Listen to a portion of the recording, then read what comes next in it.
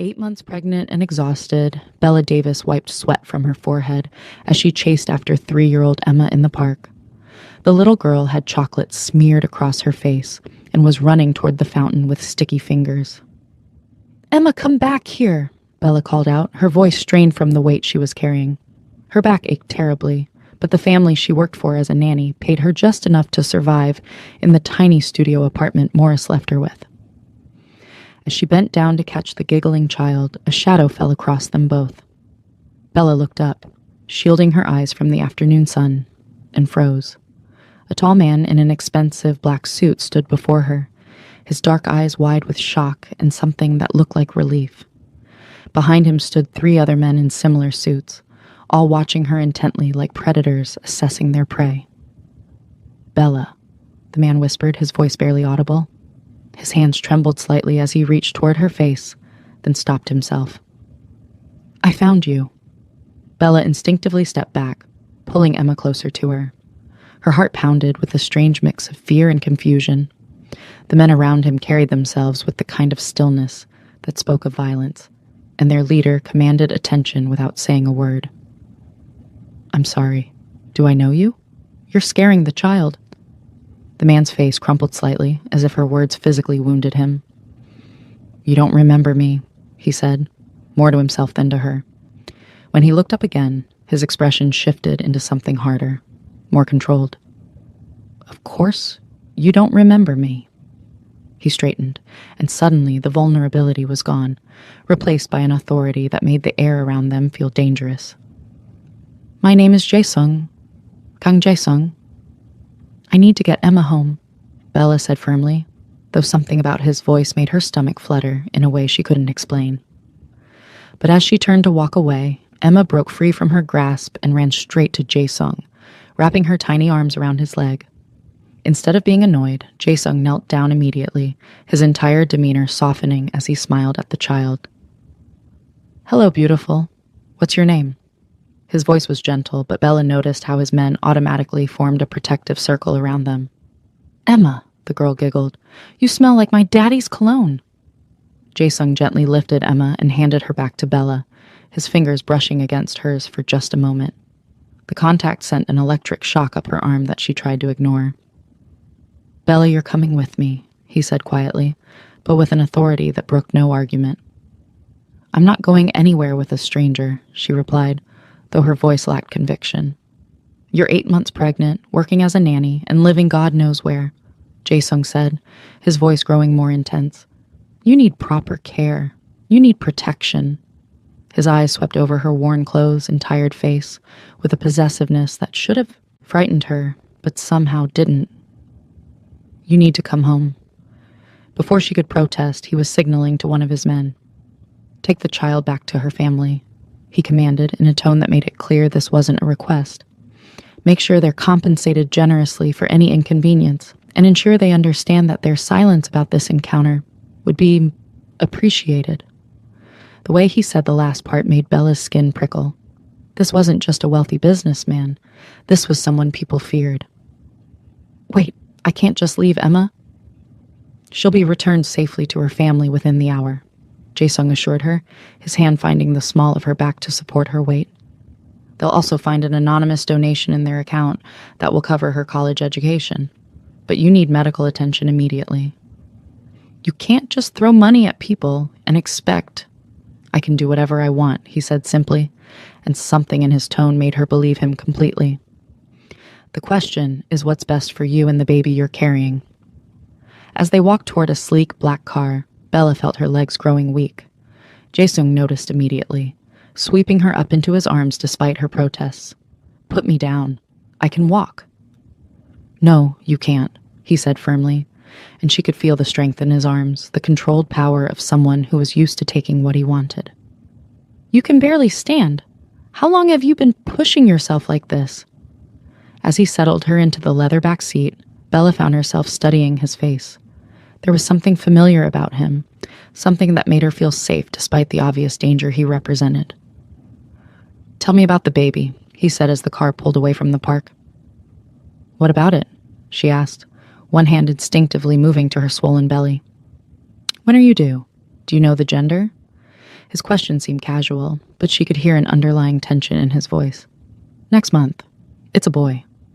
She watched his face carefully as she spoke, looking for any reaction. I was thinking of naming him James. Something flickered across Jae-sung's features. Surprise, pain, something else she couldn't identify. His hands clenched into fists in his lap before he consciously relaxed them.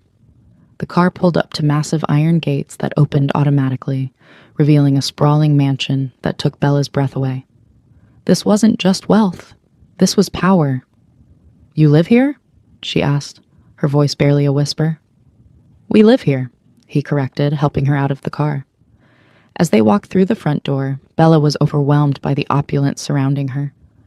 Everything screamed money and influence, but what struck her most was how the staff moved around Jae-sung, with a deference that went beyond employment into something closer to fear and respect.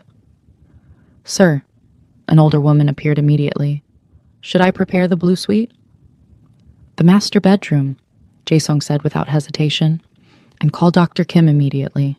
Tell him it's urgent. Bella stood up abruptly, panic rising in her chest. I can't stay in your bedroom. I can't stay here at all. This is insane. I don't know you. Jae-sung was beside her in an instant, and for the first time, she saw a flash of the danger that lurked beneath his controlled exterior.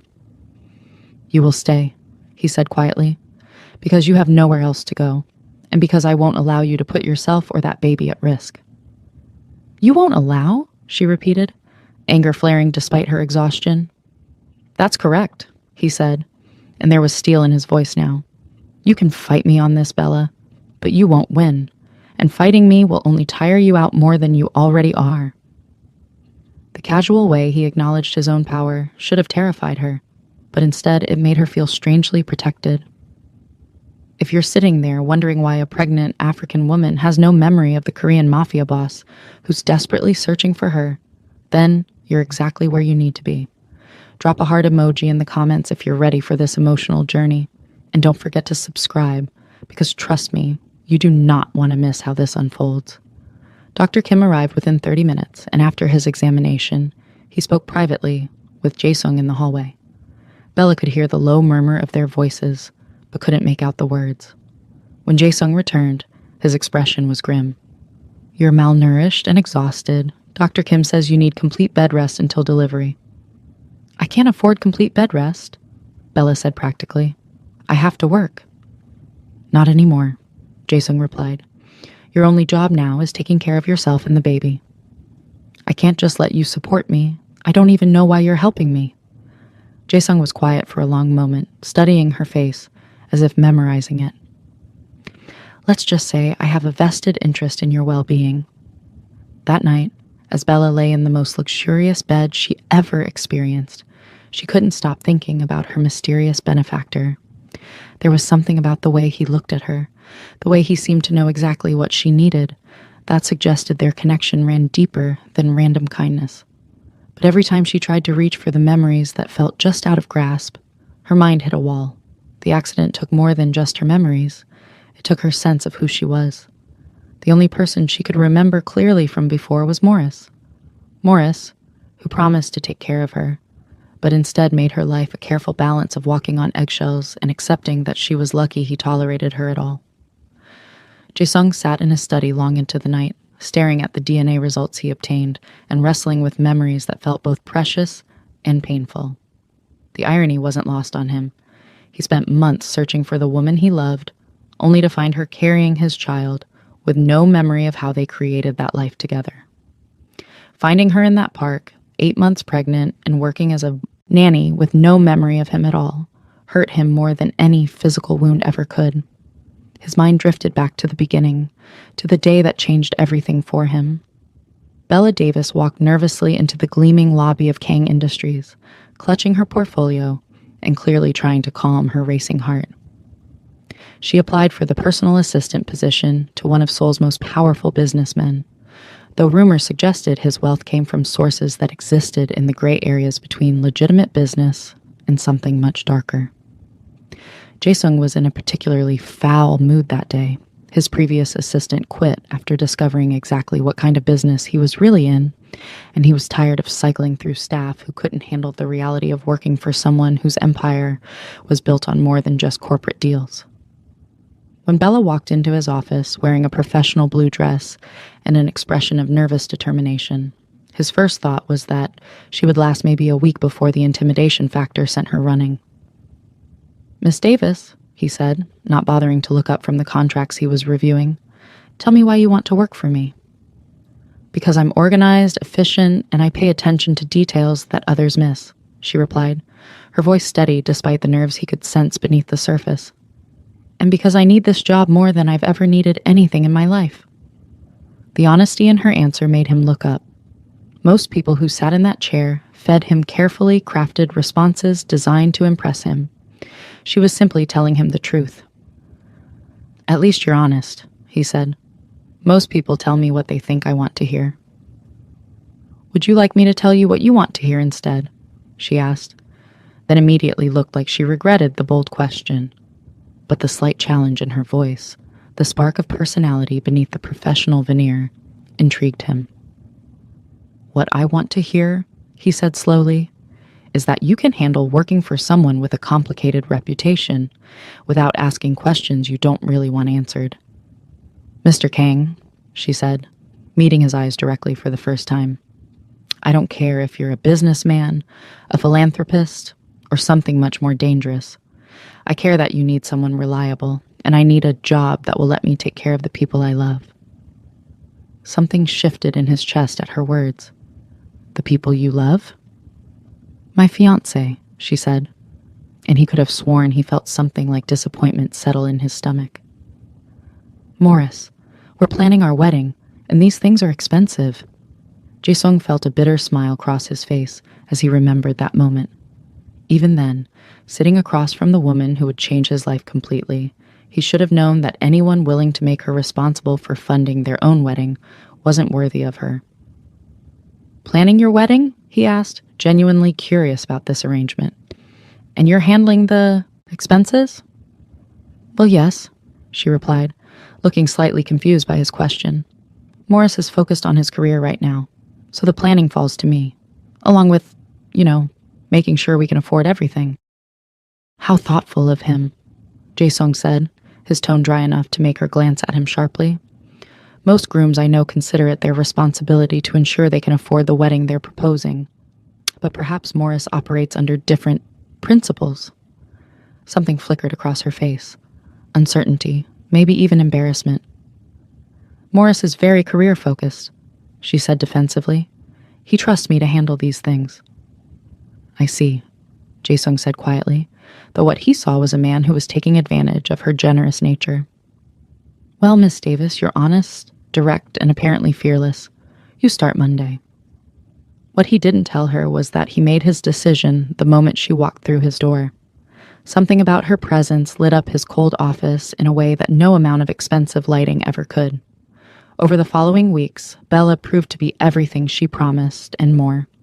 She anticipated his needs before he voiced them, organized his chaotic schedule with military precision, and somehow managed to make his sterile office feel more like home than the mansion he returned to each night. "Your coffee, Mr. Kang," she would say each morning, placing his usual order on his desk. "Dark and complex, just like your reputation." The joke became their little routine, and it never failed to amuse him. "Careful, Miss Davis. People might think you're being familiar with your intimidating boss." "People might think a lot of things," she would reply with that smile that made his day brighter. "Doesn't mean we have to care what they think." But as the months passed, Jae-sung began to notice things that troubled him deeply. Bella would arrive at work with dark circles under her eyes, claiming she didn't sleep well. She would flinch when her phone rang, especially if it was Morris calling. And sometimes, when she thought no one was looking, she would touch her wrist or shoulder as if they were tender. His suspicions were confirmed a few weeks later when Morris arrived at the office unannounced, demanding to see Bella. Jae-sung was in a meeting, but he could hear raised voices from the reception area. "You embarrassed me last night," Morris was saying, his voice cold and angry. "Talking to that client like you have opinions worth hearing." "I was just making conversation," Bella replied, and Jae-sung could hear the fear beneath her calm tone. "You are making me look like a man who can't control his woman," Morris snapped. "Don't let it happen again." Jae-sung ended his meeting abruptly and stepped into the hallway, just in time to see Morris grab Bella's arm roughly. The sight of another man putting his hands on her in anger made Jae-sung see red. "Is there a problem here?" he asked, his voice deadly quiet. Morris immediately released Bella's arm and forced a smile. "Mr. Kang, no problem at all. Just discussing wedding plans with my beautiful fiancé." "Wedding plans," Jae-sung repeated slowly, his eyes never leaving the spot where Morris had grabbed Bella. "How wonderful that you're taking such an active role in the planning process.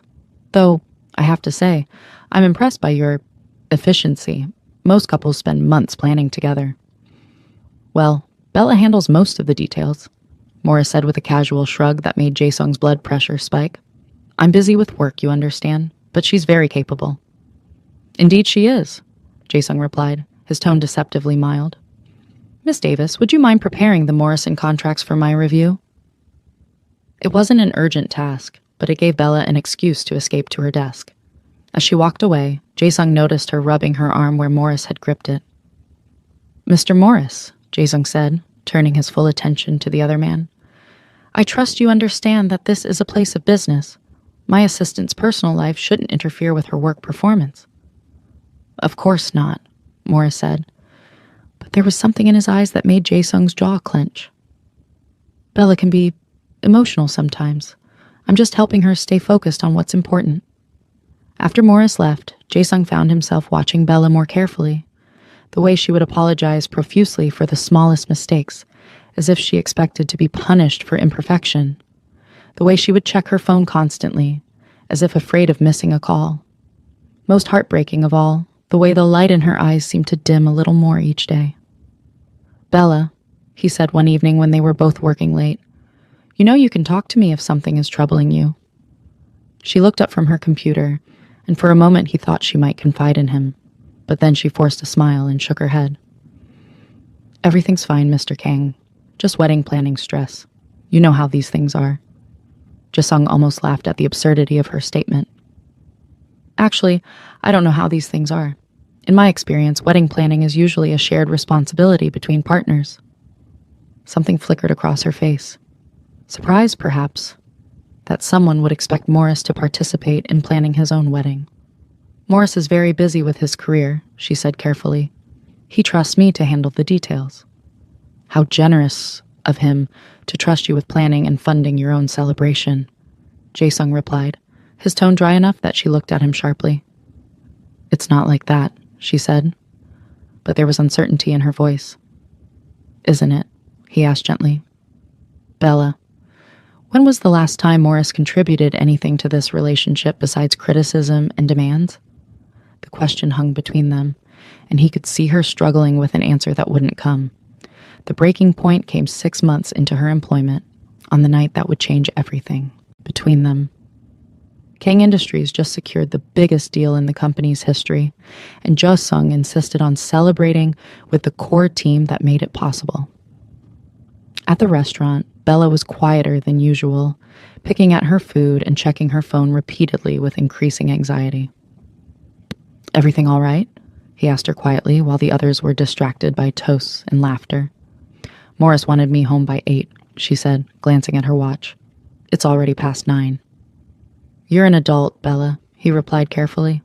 "Surely he understands that work sometimes requires flexibility." The look she gave him was filled with such fear and resignation that it made his chest ache. "You don't understand. Morris doesn't like it when I don't follow the rules he sets." "What rules?" Before she could answer, her phone rang. Morris's name on the screen made her face go pale. "I should take this," she said, stepping away from the table. But the restaurant was small enough that Jae-sung could still hear Morris's angry voice even from across the room. "Where the hell are you?" "I'm at a work dinner," Bella replied quietly. "I told you this morning that we might run late." "I don't care what you told me this morning. I told you to be home by 8. Do you think your little job is more important than your obligations to me?" "Of course not, Morris. I'm sorry. I'll leave right now."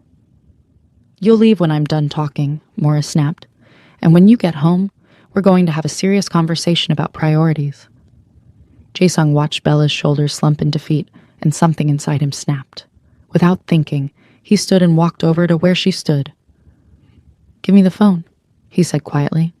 "Mr. Kang, no, I can handle this." But he took the device from her trembling hands.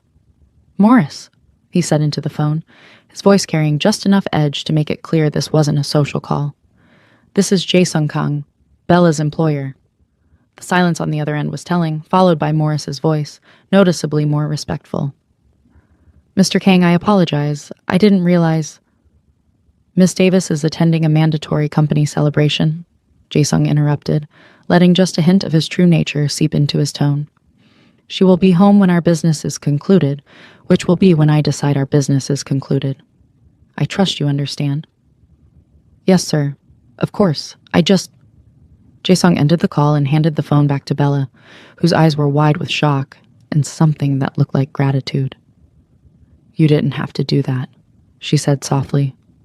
"Yes, I did," he replied. "No one talks to you like that. Ever." When they returned to the office later to wrap up some paperwork, Bella seemed different somehow. More relaxed, but also more emotional. "Thank you," she said as they worked in the quiet of his office, "for what you did with Morris. No one has ever stood up for me like that." "How long has he been treating you this way?" Jae-sung asked, though he suspected he already knew the answer. She was quiet for so long that he thought she wouldn't respond. When she finally spoke, her voice was barely a whisper. "Since we got engaged. He says he's just trying to help me become the kind of wife he needs. Someone who understands that his career and his needs come first." "And what about your needs?" he asked, fighting to keep the anger out of his voice. "I don't," she started, then stopped. "I guess I don't really know what those are anymore." The honesty in her answer broke something inside him. This vibrant, intelligent, incredible woman was slowly being stripped of her sense of self-worth by a man who should have been building her up. "Bella," he said gently, "you deserve so much better than that." She looked up at him then, really looked at him, and something passed between them that neither could deny anymore. "Mr. Kang," she whispered, but she didn't move away when he stood and walked around the desk to where she sat. "Jae-sung," he corrected softly. "My name is Jae-sung." "Jae-sung," she repeated, and hearing his name on her lips made his heart race. "You are brilliant," he said, his hand gently touching her cheek. "You are strong and kind and beautiful and worthy of love that builds you up instead of tearing you down." Tears began flowing down her face. "You don't understand. Morris is right about me. I'm not special." "Stop," he said firmly. "Don't you ever let anyone make you believe that you're not extraordinary." And then, because he couldn't help himself anymore, because he was in love with her and watching her be diminished was killing him, he kissed her. It was soft and gentle and filled with all the love and respect she was denied for so long. And when she kissed him back, when she melted into his arms like she was waiting for this moment as long as he did, Jae-sung felt his world shift completely. What happened between them that night was tender and passionate, and everything Bella was missing in her relationship with Morris. For the first time in years, she felt cherished, desired, loved for who she truly was. But when she woke up the next morning in his bed, reality crashed down on her like a physical blow. "I can't believe this happened," she said, gathering her clothes with shaking hands. "I can't believe I let this happen. Bella, please." "No," she said firmly, tears streaming down her face. "This was wrong. I have a fiancé. I have commitments. You took advantage of me when I was vulnerable." "That's not what happened, and you know it," Jae-sung replied, hurt and anger warring in his voice. "Morris was right about me," she continued as if he didn't speak. "I am weak. I am disloyal. I'm exactly the kind of woman who would betray the man who loves her." "Morris doesn't love you," Jae-sung said quietly. "Love doesn't tear you down. Love doesn't make you afraid." "You don't know anything about my relationship," she snapped, though even as she said it, she knew he was right. "I know that what we shared last night was real," he said. "I know that For those few hours, you remembered what it felt like to be valued and cherished. It was a mistake, she insisted, though the words felt like poison on her tongue. It can never happen again. And then she stormed out of his office, out of his building, and an hour later, Jae-sung received the call about her accident. The months of searching for her while Morris claimed she blamed him for what happened, the dead ends and false leads, the growing certainty that he might never see her again. Over the following weeks, Jae-sung established a careful routine around Bella's recovery. He would check on her each morning before leaving for work, ensuring she had everything she needed. His household staff received instructions to treat her with the same deference they showed him, though Bella seemed oblivious to the significance of this gesture. "How are you feeling this morning?" he would ask, settling into the chair beside her bed that became his customary spot. "Better," she would usually reply, though he could see the confusion in her eyes. "Jae-sung, can I ask you something?" "Anything." "Why are your staff so formal with me? They treat me like I'm someone important instead of just a pregnant woman you're helping." "Because you are important," he would say simply, though he never elaborated on exactly why. Dr. Kim's daily visits confirmed that both Bella and the baby were healthy, but that she needed to remain on strict bed rest. During the long hours while Jae-sung was at work, Bella found herself studying the luxury surrounding her and trying to piece together why a man like him would go to such lengths for a stranger.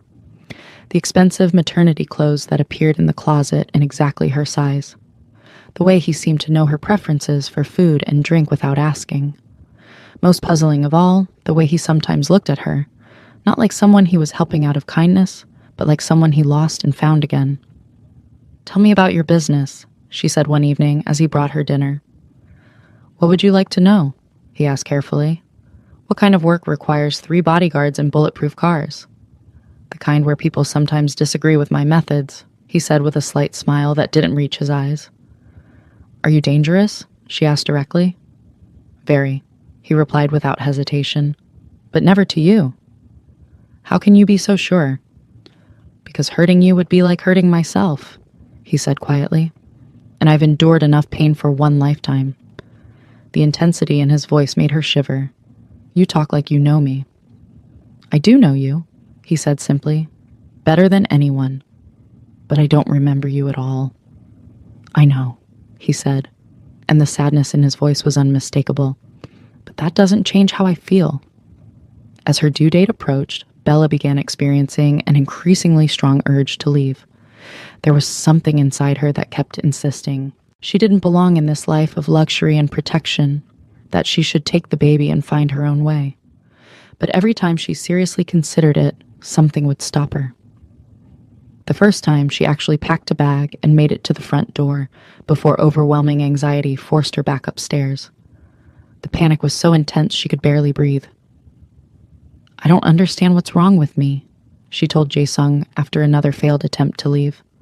"Part of me wants to run, but every time I try, I feel like I'm making a terrible mistake." "Maybe your heart remembers what your mind forgot," he suggested gently. "Or maybe I'm just scared," she said. "Morris spent so much time telling me I was weak and helpless. Maybe I'm afraid I can't actually take care of myself and the baby alone." "Bella," Jae-sung said, moving closer but still maintaining the careful distance they established. "Whatever Morris told you about yourself was designed to keep you dependent on him. You are one of the strongest people I know." "How can you be so sure? We barely know each other." "I'm sure because I spent months watching you handle impossible situations with grace and intelligence," he said. "I know exactly how capable you are." "Months?" she asked sharply. "I thought you said we only met once before my accident." "We did only have one night together," he said carefully. "But I knew you for much longer than that." James was born on a rainy Tuesday morning, arriving 3 weeks early. When Dr. Kim placed the perfect, healthy baby in Bella's arms, she felt a completeness she never knew was possible. "He's beautiful," she whispered through her tears. "He's perfect," Jae-sung agreed, his own eyes wet as he looked at his son for the first time. "What should we call him?" Bella asked softly. "You mentioned James," Jae-sung replied carefully. "James," she repeated, testing the name. "What's your middle name?" "Min," he said. "James Min Kong," she said. and something about the combination felt exactly right. What struck them both was how naturally the baby seemed to respond to both of them. He calmed at Bella's touch and turned toward Jae-sung's voice as if he was waiting to meet them both. The first few weeks with James were a revelation. Bella discovered that caring for her son came as naturally as breathing, while Jae-sung found himself completely enchanted by the tiny person who seemed to be a perfect blend of both his parents. But as James grew older, Bella's urge to leave intensified. "I think I should find my own place," she announced one morning when James was 6 weeks old. "You've done so much for us, but we can't stay here forever." The look of pain that crossed Jae-sung's face was immediate and intense. "Why? Are you unhappy here? Do you need something I'm not providing?" "It's not that," she said quickly. "It's just, this isn't really our life, is it? This luxury, this security, it's yours. James and I need to figure out how to build our own future. This house, this life, this security, it's all meaningless without you and James in it," Jae-sung said with quiet intensity. "But if you want to leave, I won't stop you. He paused, struggling with the words. "I just hope you'll let me be part of his life. Let me support you both, even if you don't want to stay here." "But what if I told you this could be your life?" he asked quietly. "What if I told you that you and James belong here?" "Why would you say that?" Instead of answering, Jae-sung pulled out his phone and showed her a document. "DNA results," he said simply. Bella stared at the paper, her hands trembling as she read the conclusion. 99.9% probability that Jae-sung was James's father. "I don't understand," she whispered. "How is this possible?" "Because 8 months ago, you and I spent one night together," Jae-sung said gently. "And then, you were in an accident that took your memories of everything except Morris." We were together?" she asked, trying to process this information. "You used to work for me, Bella. You were my personal assistant for 2 years. And yes, we were together. Once." "So that's why you've been taking care of us," she said slowly. "Because James is your son." "Partly," he admitted, "but mostly because I've been in love with you since your first day of work, and losing you nearly destroyed me." Over the following days, Bella found herself studying Jae-sung's interactions with James, looking for signs of the connection he claimed existed between them. What she saw was a man who was clearly head over heels, in love with his son, but also someone who was holding himself back, as if he was afraid of claiming too much too soon. "You can hold him more, you know," she said one afternoon as Jae-sung hesitated before picking up the baby. "He's your son." "I don't want to overstep," Jae-sung said carefully. "You don't remember our relationship. I don't want you to feel pressured." "Jae-sung," she interrupted. "Whatever happened between us in the past, James deserves to have his father in his life. You don't have to ask permission to bond with your own child." Something shifted in his expression, relief mixing with gratitude. "Are you sure?" "I'm sure," she said, and watched as he carefully lifted James, the baby immediately settling against his chest, as if he belonged there. But even as she encouraged Jae-sung's relationship with their son, Bella continued to struggle with her urge to leave. The feeling was so persistent and powerful that she began to wonder if there was something wrong with her mentally. It was James himself who provided the answer. The first time she actually tried to leave with him, packing a bag and making it as far as the front door, James began crying with a desperation that seemed to come from somewhere deep inside him. Nothing she did could comfort him. Not feeding, not changing, not rocking. He cried as if his heart was breaking. "I don't know what's wrong with him," she told Jae-sung frantically when he came running at the sound of his son's distress. "May I?" Jae-sung asked, reaching for the baby. The moment James was in his father's arms, the crying stopped. The baby looked up at Jae-sung with wide, serious eyes, then reached out one tiny hand toward Bella. "It's like he's trying to keep us together," Bella said in wonder. "Maybe he knows something we don't," Jae-sung replied softly. This pattern continued every time Bella tried to leave. James would become inconsolable until both his parents were together again, as if the baby understood on some instinctive level that his family belonged together. "I think he's trying to tell us something," Bella said, one evening after another failed departure attempt. "I think he knows this is home," Jae-sung said carefully. "I think he knows we belong together, even if you can't remember why." 2 months after James's birth, Bella was preparing Jae-sung's lunch when she realized he left for work without it. "He'll be hungry," she said to herself, automatically bundling James into his carrier. He always forgets to eat when he's stressed. The drive to Kang Industries felt familiar in a way she couldn't explain. Walking through the lobby with James in her arms, being greeted by security guards who seemed to know her, taking the elevator to the executive floor, it all felt like coming home. "Bella," the secretary jumped up with genuine delight. "And this must be James. He's absolutely perfect." "Mrs. Bella started, then paused, surprised. "Mrs. Chen, you remember me?" the woman asked hopefully. Your name just came to me," Bella said, feeling more confused than ever. "Mr. Kong is on a conference call, but I'm sure he won't mind the interruption. Not for you." Without really thinking about it, Bella found herself walking toward Jae-sung's office, her feet carrying her down a path that felt automatic and natural. She knocked softly and heard him call out in Korean, probably telling whoever it was to wait. But instead of waiting, she found herself opening the door and walking in, just as naturally as breathing. Jae-sung was facing away from the door, speaking rapidly into his headset in Korean.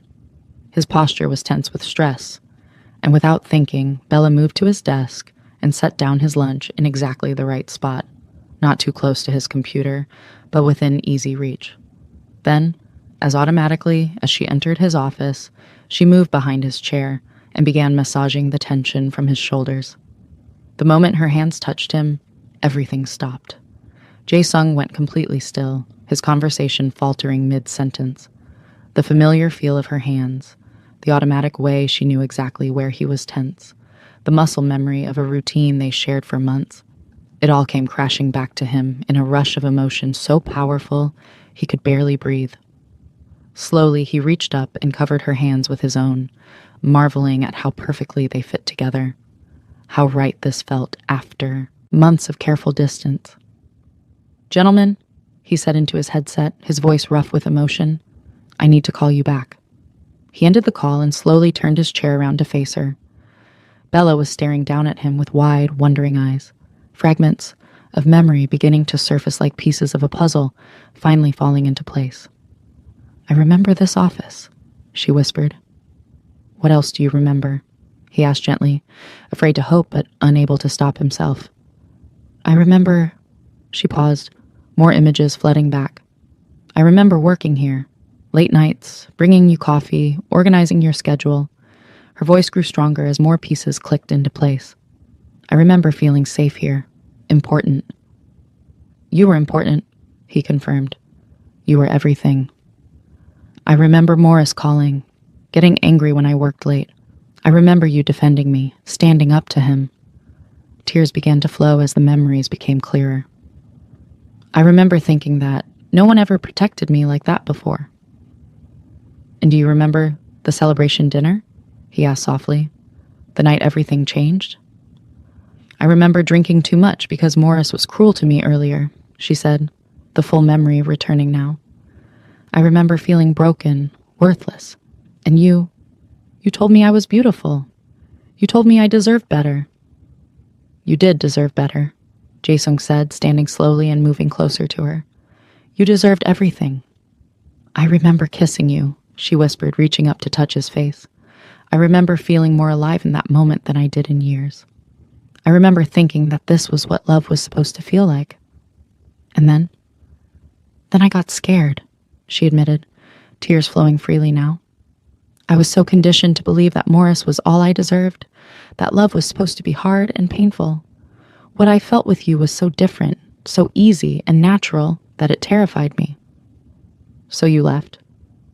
"So I ran," she corrected. "And I said terrible things to you. I told you that you took advantage of me, that what happened was a mistake." "You were protecting yourself," Jae-sung said, his hands coming up to frame her face. "You were doing what you thought you had to do." "But I hurt you," she said, her voice breaking. "I can see it in your eyes. I hurt you so badly, and then I disappeared." "And then you came back to me," he said softly. You and our son came back to me. I love you, she said suddenly, the words tumbling out before she could stop them.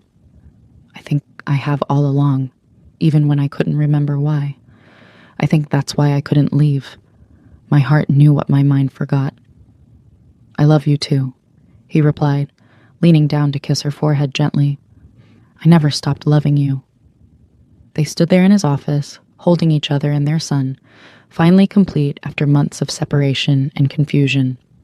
The memories were fully restored now, but more than that, the future finally felt possible. We're home, Bella whispered. We're home, Jae-sung agreed. And as James cooed happily in his carrier, as if he understood that his family was finally complete, they all knew that their greatest adventure was just beginning. If this story touched your heart the way it touched mine, drop a fire emoji in the comments and let me know what part got you crying happy tears. Was it when baby James refused to let his family separate? When Bella's memories came flooding back in that office? Or when she finally said those 3 words we were all waiting for?